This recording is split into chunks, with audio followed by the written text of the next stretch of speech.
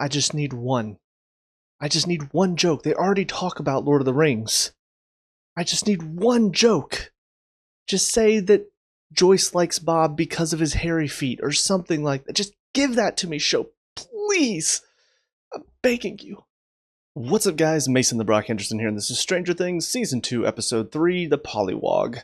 So I think my favorite part of this episode probably has to be Dustin. He's being a little stupid when it comes to the creature, which I'm assuming it seems to be like a baby Demogorgon. I don't know if that is the case, or maybe I'm just misunderstanding, but it certainly seems like that is what is being implied, is that it's a baby and then it's going to get bigger and eventually become this thing that tried to kill them last season. So I assume that is what whoever or whatever put Will in the library and put the thing inside of him. I'm assuming that is what the plan was to grow a Demogorgon. I don't know how that makes sense. Maybe there's something to do with humans that creates them. And similar to something like Alien, that's the only way that it can be born is out of something else. I've never seen Alien. I just know about like the face huggers and planting the eggs inside the humans and all of that stuff. But that seems to be what happened here, though, is Will had this put inside of him and it came out of him, and now it's out in the real world. But I will say Dustin throughout most of this is still really funny, and that is what saves it for me, in spite of the fact that he is being kind of dumb and just assuming this thing is not going to hurt him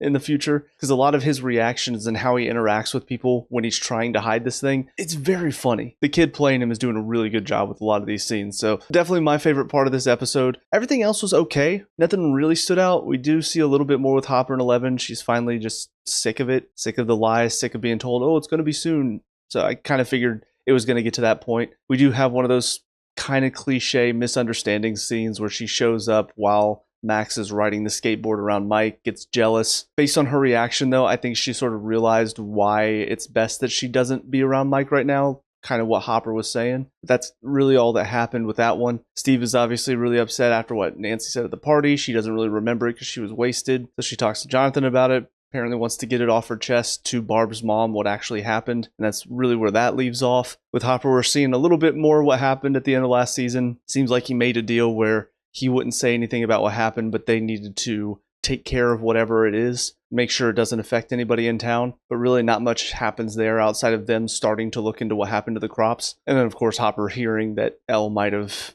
gotten out and gotten into town. And then we still have the most intriguing story to me, and that is what's going on with Will. He does realize, maybe a little too late, that Dart does seem to have come from the upside down. But between him deciding to stand up to whatever this giant creature is, and I don't know what happened to him at the end of the episode, but it definitely did not seem good. Between that and then Joyce also seeing on the VHS-C, as Bob pointed out, was completely different than the VHS. But now with her seeing the creature that Will has been claiming he saw, I think for her now it's gone from it's all in his head to no, there's something going on here. He is seeing something. There is something coming our way. I think Hopper's starting to realize that as well because of the crops. So it's just a matter of both of them sort of letting Will know, hey, it's not all in your head. There is something else going on here. And I think Mike has also realized this after what Will told him in the last episode. He does say to everybody in this one, this could be what's happening. So on the whole of it, it's still interesting. There's still stories that I am excited to see more of, but it definitely does seem like there's a lot more disconnect. For instance, you look at the high schoolers. For Steve, he's dealing with Billy, who's trying to uproot him as the king of the high school. Okay. Nancy's dealing with the stuff that happened to Barb, which is sort of connected because obviously she was killed in the Upside Down, but it's more so focused on trying to tell Barb's parents what happened, which is interesting, but I feel like it's still kind of disconnected from our main story right now. And while the kids are finally starting to get involved with the main plot with Dart and obviously finding out about Will jumping between the two realities, Max still feels like a weird inclusion. Feels like she's just there to be a jealousy point for Eleven. So there are a lot more loose ends, I think, in this season than there have been in the past, which is why, as I said earlier, I don't feel as hooked by this season as I did in season 1. And on top of that, we've not even talked about the one girl who had 8 on her arm since the first episode, since that opening scene. And it seems like I'm just waiting for something to happen with it, more so than I'm hooked and I want to see what happens with it. So hopefully we get some answers soon, but that'll do it for this episode. So on to the next one. I'll see you there.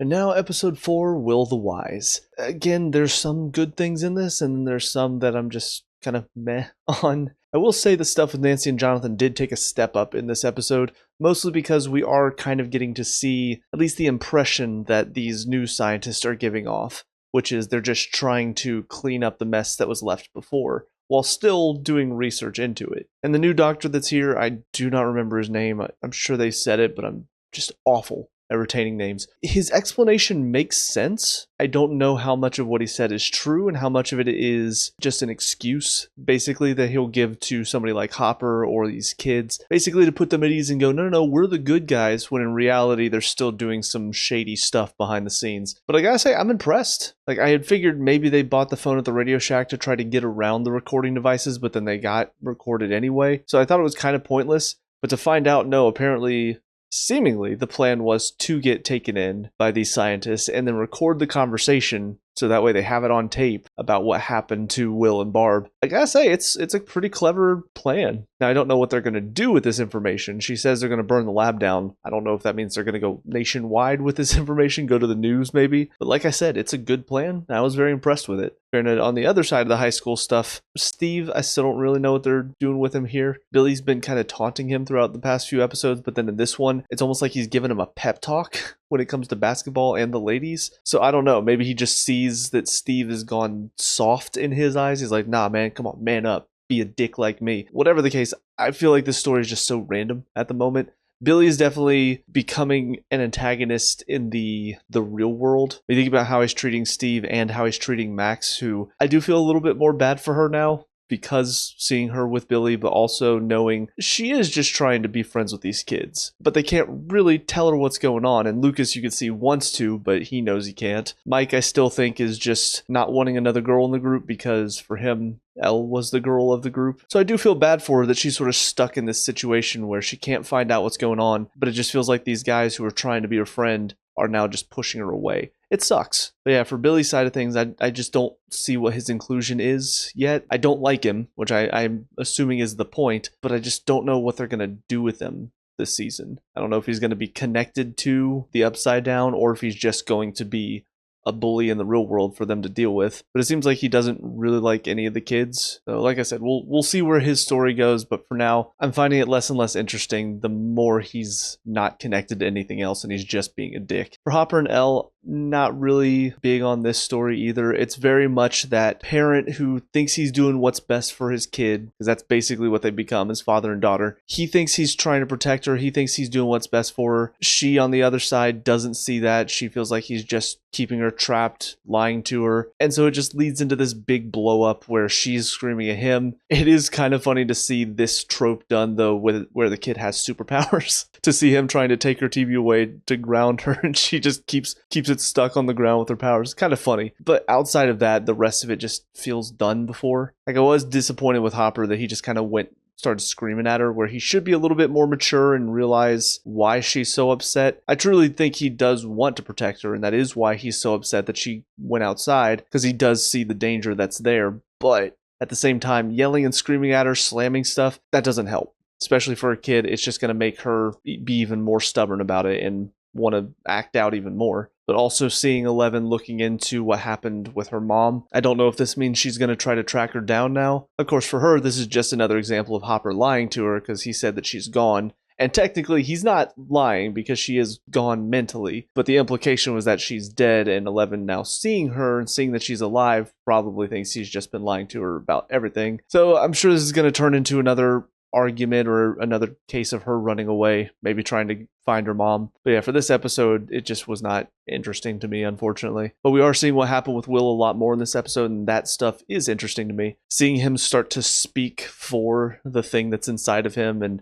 also drawing all the vines that are up under the soil that's been killing the plants. There's a lot of good stuff there that I'm intrigued to know more about. I don't know how the scientists missed that, since they do seem to be burning down anything that comes out of that gate. Is there maybe another gate that they don't know about, or is it somehow getting up under the laboratory and they're not aware of it, and that's how it's spreading? I don't know. There's a lot of questions there that I'm curious to see the answers for. One thing I will say is Hopper's a lot braver than me, because if I opened up that hole into the vines, I would not be jumping in there.